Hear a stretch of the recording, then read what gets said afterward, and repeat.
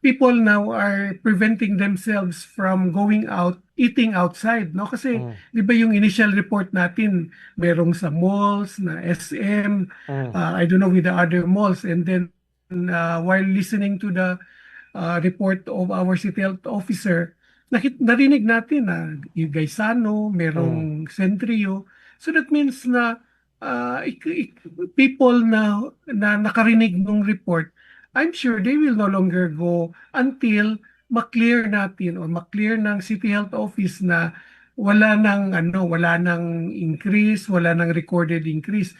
But as we speak, hindi pa natin alam kung declining ba siya or nag-continue ang pag-increase. That's why the mm, safest thing to do is we protect ourselves. We know how we do it sa bahay natin, for example. So kung alam natin na malinis tayo sa bahay natin and mm, then malinis yung source of water natin, mm. so that means na cooking food sa bahay natin will be safer than going out or mag-order tayo online. So that will affect, for example, generally the business sector, particularly sa food and sa mga restaurant business. But remember, if people are not going out, not only to eat, they will also not they will not be able to buy, no? Mm.